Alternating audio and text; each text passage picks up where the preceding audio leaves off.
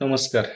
आत्ताचा व्हिडिओ आपल्या दृष्टीने महत्त्वाचा आहे, पण थोडासा बोरिंग वाटू शकतो कारण की तो न्यायव्यवस्थेवरचा व्हिडिओ आहे.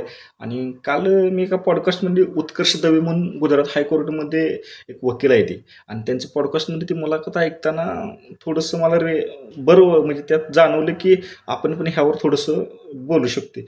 मग त्यात त्यांनी म्हणजे आपल्या न्यायव्यवस्थेतली त्रुटी सांगितल्यात की त्यात सगळ्यात मोठी गोष्ट काय सांगितली माहिती आहे का? तुमच्या ह्या न्यायव्यवस्थेला सगळ्यात मोठा गुन्हा काय असेल, तर तो गरीब असणं हा गुन्हा आहे. बऱ्यापैकी म्हणजे त्याने एक त्या पुलावरच्या दुर्घटनेचा हे सारांश सांगताना म्हणजे पैसे असणारे लोकं कशी व्यवस्थितरित्या न्यायव्यवस्थेचा वापर करून सुटू शकतात, आणि हे 99% वेळा खरं म्हणजे बरोबर आहे. असं नाही की एखाद्या गोष्टीतच पैसे असणारे लोकं सुटू शकते ती, किंवा त्यातनं फायदा करून घेऊ शकते ती.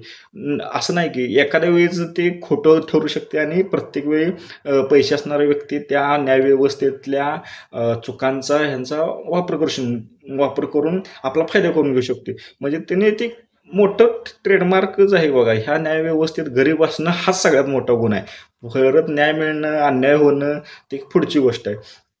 आपल्या या भारतीय न्यायव्यवस्थेत बऱ्याच त्रुटी आहेत त्या. मी त्या त्रुटी आता पॉईंट लिहून काढलेत म्हणून तुम्हाला ते वाचून टाईप्समध्ये सांगतो, की भारतीय न्याय त्रुटी आहेत आपल्यात.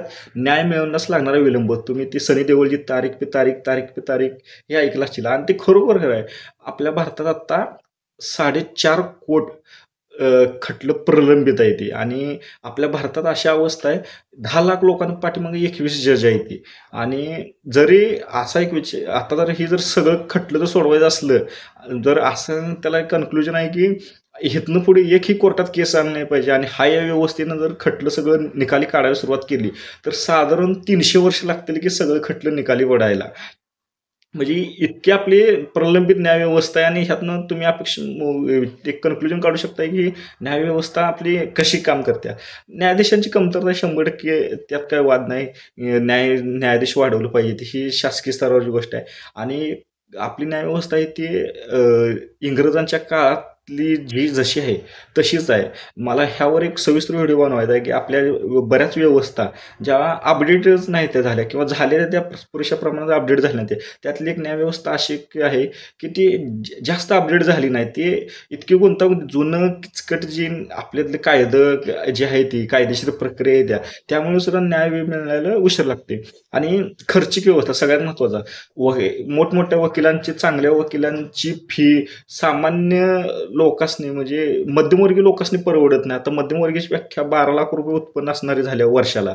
त्यात बऱ्यापैकी सगळी गरीबमध्ये येते ती, पण तरी त्यांना सुद्धा ते परवडत नाही, इतक्या फी. आणि आपल्या न्यायव्यवस्थेचं एक दुर्दैव असं आहे की तुमची किती बाजू सत्तेची आहे किंवा योग्य आहे ह्याच्यापेक्षा तुमच्याकडे वकील किती मोठा, किती ताकदीचा आहे ह्याच्यावर सुद्धा तुम्हाला न्याय कसं मिळण्याची शक्यता बदलू शकते. किती दुर्दैव आहे बघा. मग आता ह्याला ही व्यवस्था आपली लोकाभिमुख नाही. म्हणजे लोकांना जशी हवं आहे तशी कुठलीच व्यवस्था काम करत नाही. पण जशी राजकीय व्यवस्था लोकाभिमुख थोडीशी आपल्या थोड्याशा प्रमाणात आहे, तशी ही न्यायव्यवस्था व्यवस्था कायच लोकाभिमुख नाही. न्यायाधीशांची सुट्ट्या एक सगळ्यात मोठा. आता एवढ्या केसेस पेंडिंग आहेत, एवढं सगळं हे, आणि त्यांची का अशा अवस्था हमस्करीचा कायदा असा आहे की त्यांना कोण विचारणार नाही, किंवा कोण त्यासनी चुकीचं आहे असं दाखवू शकत नाही. म्हणूनच असेल की जवळपास ते 100 ते 125 दिवस वार्षिक सुट्टी असते त्यासनी, उन्हाळा आणि हिवाळी. तुम्ही विचार करा, 100 ते 125 दिवस म्हणजे जवळपास 3.5 ते 4.25 महिने तुम्हाला 12 महिन्यात तुम्हाला सुट्टी आहे. म्हणजे तुम्ही किती काम करताय आणि किती आहे बघा. आणि ह्यात जी सिस्टम आहे ती बार काउन्सिलची, ते त्यांचं एक मनमानी टाईप थोडंसं हे असतं की त्यांचा संप, बहिष्कार असं ते टाकते ती. त्याच्यामुळं बरेच वेळा म्हणजे वेळ वायात जातोय. आणि सगळ्यात महत्त्वाचा इगो. माझं वैयक्तिक म्हणण्यापेक्षा माझं एक आसपासच्या सराउंडिंगमध्ये झालेलं तयार मत आहे की वकील आणि शिक्षक ह्यांच्या नादाला लागणं म्हणजे ह्यांच्यापुढं मुद्दा पटवून देणं म्हणजे मूर्खपणाचं लक्षण आहे. ते स्वतः इतक्या अहंकारात असतील, की समोरच्याला तुच्छ लेखते ती. इतका अहंकार बऱ्याच ऑनलाईन जे न्यायालय आहे ते त्याच्यामध्ये न्यायाधीशांचं तुम्ही बघितलं वकिलांना ते कशा चुकीच्या पद्धतीनं बोलतेत. त्यांचं मोठ्या वकिलांचा मोठा प्रभाव आहे ह्या न्यायव्यवस्थेवर. एखाद्या जजवर सुद्धा प्रभाव पाडेल इतकी मोठी वकील यांनी त्यांची स्वतःची ताकद तयार केल्या, ती झाल्या. आणि ह्या गोष्टीमुळे बरेच प्रॉब्लेम आहेत आणि त्यात आता अपेक्षा सामान्य लोकांना असणार आहे, की त्वरित आणि समान न्याय मिळाला पाहिजे आणि हे जवळपास अपेक्षा फक्त अपेक्षाच राहू शकत्या, की लवकर म्हणजे प्रत्यक्षात येणं खूप अवघड आहे. आणि सगळ्यात मोठ्या अडचणी ह्यातली आहे भ्रष्टाचार.